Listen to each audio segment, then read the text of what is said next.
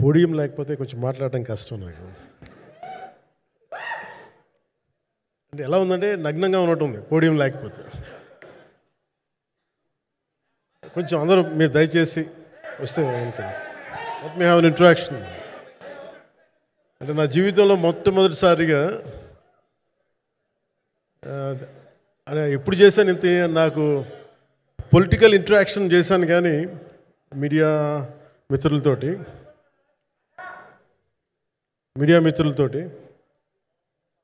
Cinema పరంగా నేను ఎప్పుడు ఆలోచించలేదు, ఎప్పుడు నాకు చేయలేదు. ఫస్ట్ టైం మొదటిసారి నేను ఎప్పుడు కొంచెం మొహాట పడతాను మాట్లాడడానికి సినిమాకి సంబంధించినంత వరకు. ఇక్కడ సినిమాని ఎలా ప్రమోట్ చేసుకోవాలో నాకు తెలియదు. పని చేయడం తెలుసు తప్ప దీన్ని అంటే మనం ఇంత చేసామని చెప్పడం ఎప్పుడు నాకు కొంచెం ఎబ్బెట్టుగాను ఇబ్బందిగా ఉంటుంది. ఇంకా నేను చాలా యాక్సిడెంటల్ యాక్టర్ అండ్ ఇంకా గత్యంతరం లేక టెక్నీషియన్ అయిన వాడిని. నాకు నచ్చే సన్నివేశాలు, నచ్చే సినిమాలు చేసుకోవడానికి ఆ పరిస్థితుల్లో ఇది నా మొదటి ఇంటరాక్షన్. ఇది నా పర్లేదు కూర్చోండి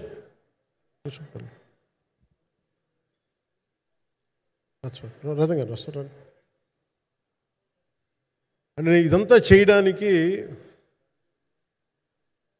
మీడియా మాట్లాడడానికి ఇదేదో నాకు పొగరు అహంకారం ఏం కాదు. సినిమా గురించి నాకు చెప్పుకోవడం ఎబ్బెట్టుకోవడం, ఏం మాట్లాడాలో తెలియక చెప్తే ఎక్కువైపోద్దా చెప్తే తక్కువ అయిపోద్దా అని. కానీ ఈ పర్టికులర్ ప్రెస్ మీట్ ఎందుకు పెట్టానంటే రత్నం గారి కోసం పెట్టాను. అంటే సినిమా బతకాలి అంటే ఈవినింగ్ ఆడియో ఫంక్షన్ పెట్టుకొని మళ్ళీ ప్రెస్ మీట్ దేనికంటే మళ్ళీ నాకు మీతో ఇంటరాక్ట్ అయ్యే అవసరం ఫంక్షన్ తర్వాత ఉండకపోవచ్చేమో అని చెప్పేసి అదొకటి మేజర్ ఒక ఇది కన్సర్న్ అదొకటి. అంటే రత్నం గారు అంటే ఈవినింగ్ చెప్దాం అనుకున్నా, బట్ స్టిల్ ఇప్పుడే చెప్పేస్తున్నాను ఈ మాట. త్రివిక్రమ్ గారు రాసిన ఒక డైలాగు అజ్ఞాతవాసిలో, ఒక చిన్నపాటి సౌకర్యం కోసం, ఇక్కడ మీరు కూర్చున్న ఒక చిన్నపాటి కుర్చీ కోసం ఒక యుద్ధమే చేయాల్సి వస్తుంది. అలాంటిది ఒక సినిమాని చేయడం అంటే ఎన్నిసార్లు మినీ యుద్ధాలు చేయాలి, ఆర్థికంగా కావచ్చు, క్రియేటివ్గా కావచ్చు, వీటన్నిటికీ సంబంధించి. అలాంటిది నేను ఎప్పుడు కూడా సినిమాల్లోకి రాకముందు రత్నం గారు లాంటి వ్యక్తి నా ప్రొడ్యూసర్ అయితే బాగుండు అనుకున్నాను. భారతదేశానికి పాన్ ఇండియా సినిమాని, ముఖ్యంగా రీజనల్ సినిమాని జాతీయ స్థాయిలో తీసుకెళ్ళిన వ్యక్తి ఆయన. తమిళ సినిమాని చాలా ఛాలెంజింగ్ తెలుగులో డబ్ చేసి దాన్ని స్ట్రైట్ సినిమాలతో సమానంగా ఆడేంత సత్తా చూపించిన వ్యక్తి. Film industry creative ability, creative potentiality పెంచిన వ్యక్తి. ఈ సినిమా చాలా ఒడిదుడుకులు ఎదుర్కొంది, 2 కరోనా పరిస్థితులు ఎదుర్కొంది. అన్నిటికీ మధ్యలో సినిమా మన క్రియేటివ్గా కొంత ఇబ్బంది ఎదుర్కొంది. అల్టిమేట్ ఆబ్జెక్టివ్ సినిమా బాగా రావాలని, నేను ఎప్పుడు ఏం చేసినా సినిమా బాగా రావాలనుకుంటాను. ఈ సినిమాకి ప్రత్యేకించి ఆయన తపన చూసి నేను ముఖ్యంగా పొలిటికల్ ప్రాసెస్కి వెళ్ళిపోయిన తర్వాత, పాలిటిక్స్కి వెళ్ళిపోయిన తర్వాత, డైరెక్షన్ అన్ని వీటికి దూరమై క్రియేటివ్ పార్టీకి దూరం అయిపోయిన తర్వాత, పాలిటిక్స్ నా ప్రైమరీ ఫోకస్ అయిపోయిన తర్వాత మళ్ళీ దృష్టి పెట్టి సినిమా కావాలి మీరు చెయ్యాలని చెప్పి నా దగ్గరికి వచ్చి కోరుకున్నప్పుడు నేను ఎంత బెస్ట్ ఇవ్వగలను ఆ సినిమాకి అంత ఇచ్చాను. నేను అంటే నా బెస్ట్ ఇచ్చాను. అంటే నేను అంటే అన్నిటికంటే కూడా నేను ఇవ్వలేనిది టైం ఇవ్వలేను నేను. కానీ అలాంటి పరిస్థితుల్లో ఒక క్లైమాక్స్కి దాదాపు 57 రోజులు షూట్ చేయాల్సి వచ్చింది. మండు టెండ బాగా, ఇట్స్ కైండ్ ఆఫ్ ఒక మిడ్ మే అంటే చాలా పిచ్చి ఎండ అన్నమాట. అలాంటి ఎండల్లో చాలా కాలం తర్వాత నాకు మార్షల్ ఆర్ట్స్, నేను ఎప్పుడో నేర్చుకున్న మార్షల్ ఆర్ట్స్, ఒక ఎస్క్రీమా కానీ, ఊషు కానీ, నేను నేర్చుకున్న సెల్ఫ్ డిఫెన్స్ టెక్నిక్స్ కానీ, యుఎస్లో నేను ఒక వర్క్షాప్ చేసిన జీత్ కండు ఇవి కానీ ఇవన్నీ ఈ సినిమాకి నాకు పనికి వచ్చినాయి. నాకు ఇవన్నీ వీళ్ళతో డిఫరెంట్ కొరియోగ్రాఫర్స్తో కూర్చొని ప్రత్యేకించి క్లైమాక్స్ పార్ట్ ఇది అందరికీ ఇన్స్పైర్ చేసింది. అంటే మన స్థూలంగా చెప్పాలి అంటే, ఒక క్లుప్తంగా చెప్పాలి అంటే, ఈ సినిమాకి ఇదే ఆయువు పట్టింది. ఈ ఫస్ట్ పార్ట్కి ఎక్కడో కొల్లూరు నుంచి మన కృష్ణానది తీరం కొల్లూరు, విజయవాడ సమీపంలో ఉన్న కొల్లూరు ప్రాంతం నుంచి దొరికిన ఒక కోహినూరు వజ్రం నుంచి అది ఎటు మన గోల్కొండ రాజుల దాకా వచ్చింది, మన హైదరాబాద్ సుల్తాన్ల దాకా ఎలా వచ్చింది, దీని ట్రావెల్ ఇటు వెళ్ళింది. ఇవన్నీ జరిగినప్పుడు దీని నేపథ్యంలో జరిగే కథ ఇది. ముఖ్యంగా ఈ ఫౌండేషనల్ వర్క్ చేసిన వ్యక్తి క్రిష్ జాగర్లమూడి గారు చాలా హై కాన్సెప్ట్తో పట్టుకొచ్చారు దీన్ని. ఆయనను రత్నం గారు నా దగ్గరికి వచ్చినప్పుడు చాలా బాగా నచ్చి వెంటనే చేశాను. చేసిన తర్వాత ఒక్కొక్కటి కరోనా నిజంగా ఇంపాక్ట్ వచ్చింది. అంటే ఎలా ఉండదంటే, ఎంత హార్డ్గా ఉండదంటే ఇండస్ట్రీ, అది ఎవరిని తప్పు పట్టలేము. ఒకప్పుడు ఆయన వెంట చుట్టిన నిర్మాతలు, ఆయన వెంట తిరిగిన డిస్ట్రిబ్యూటర్స్, హీరోస్ అందరికి అలాంటి వాళ్ళకి ఒక నిర్మాతగా ఆయన తపన పడుతుంటే నాకు అంటే ఆయన కోసం ఖుషి తీస్తున్నప్పుడు కానీ ఆయనతోటి ఎంత సౌకర్యం ఇచ్చారంటే, అసలు మాకు 1 month ముందు ప్రీ ప్రొడక్షన్ అయిపోయి నాకు అంత సౌకర్యాన్ని ఇచ్చారు. నేను కంపోజ్ చేసిన యాక్షన్ సీక్వెన్సెస్ కానీ ఫైట్స్ కానీ ఖుషీకి నాకు ఆల్రెడీ ఒక 1 month 1.5 month థియేటర్ నాకు ఇచ్చేసి, మన సురేష్ ఎఫెక్ట్స్ థియేటర్ మొత్తం ఇచ్చి నాకు అంత లగ్జరీ ఇచ్చిన వ్యక్తి ఆయన నలిగిపోతుంటే నాకు నిజంగా చాలా బాధేస్తుంది.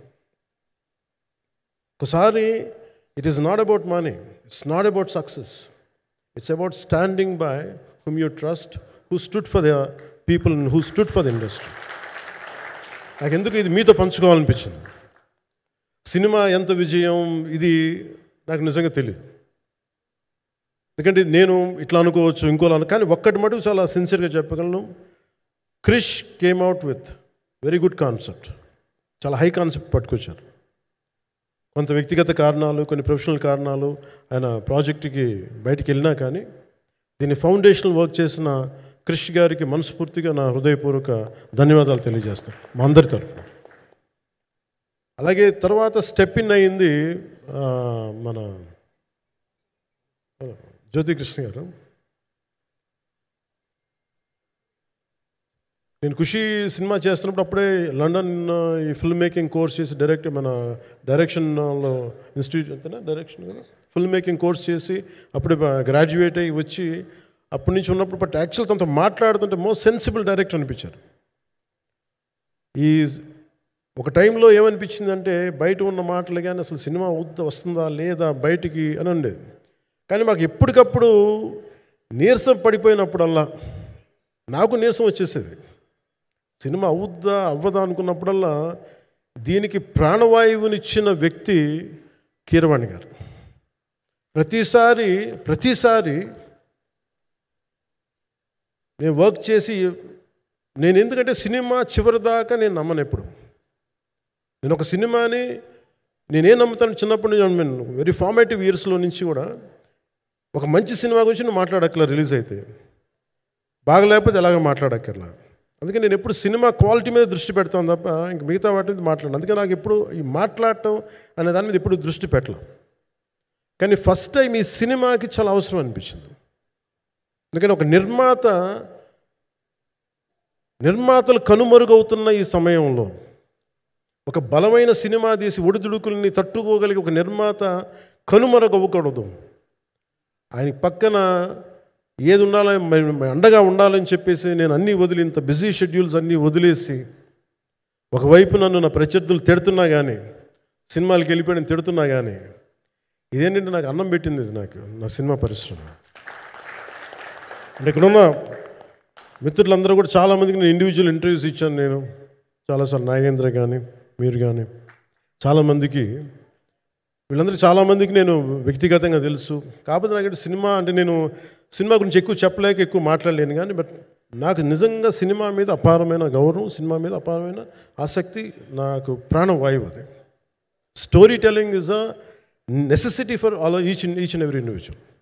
సో సినిమా అది మనకి కల్పిస్తుంది, సినిమా మనకి అలాంటి. కానీ ఈ సినిమా ప్రత్యేకించి చాలా ఛాలెంజింగ్ సర్కమ్స్టాన్సెస్లో, చాలా ఒడిదుడుకుల్లో, యాడ్వర్స్ కండిషన్స్లో కూడా మనస్ఫూర్తిగా దీన్ని ముందుకు తీసుకెళ్ళి, ఆర్థిక ఇబ్బందులు ఎన్ని వచ్చినా కానీ, అంటే నాకు పొలిటికల్గా పేరుండొచ్చు, దేశవ్యాప్తంగా నేను తెలిసి ఉండొచ్చేమో, కానీ సినిమా పరంగా వచ్చేటప్పుడు నేను చాలా హీరోస్తో కంపేర్ చేస్తే వెరీ వాళ్ళందరికంటే చాలా తక్కువ నేను.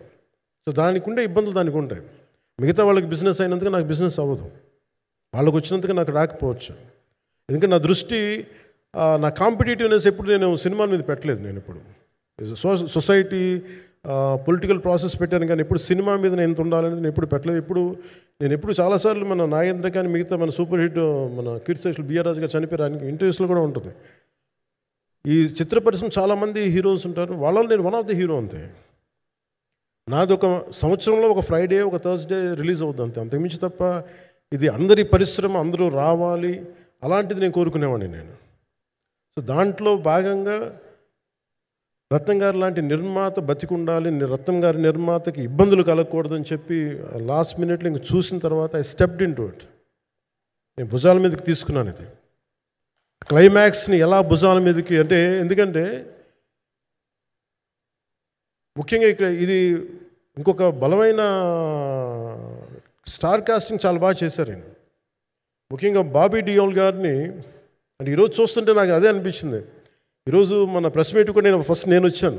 పాపం అందరూ ఎంత బిజీగా ఉన్నారని కొన్ని రాత్రుల నుంచి నిద్రలేదు.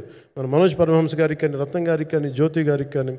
పాపం ఈ సినిమా ప్రమోషన్ సింగిల్ హ్యాండెడ్గా పాపం నిధి అగర్వాల్ భుజాల మీద వేసుకొని నాకే బాధ అనిపించింది. పాపం ఒక అమ్మాయి తన కెరీర్ తను చూసుకోవాల్సిన అమ్మాయి కూర్చోబెట్టి నాకే సిగ్గు అనిపించింది. I have to truly appreciate you. అంటే చాలా పాపం అన్నీ వెళ్తూ ఉంటే నాకు ఇదేంటి సినిమాని అనాథలా వదిలేశారండి అనిపించింది.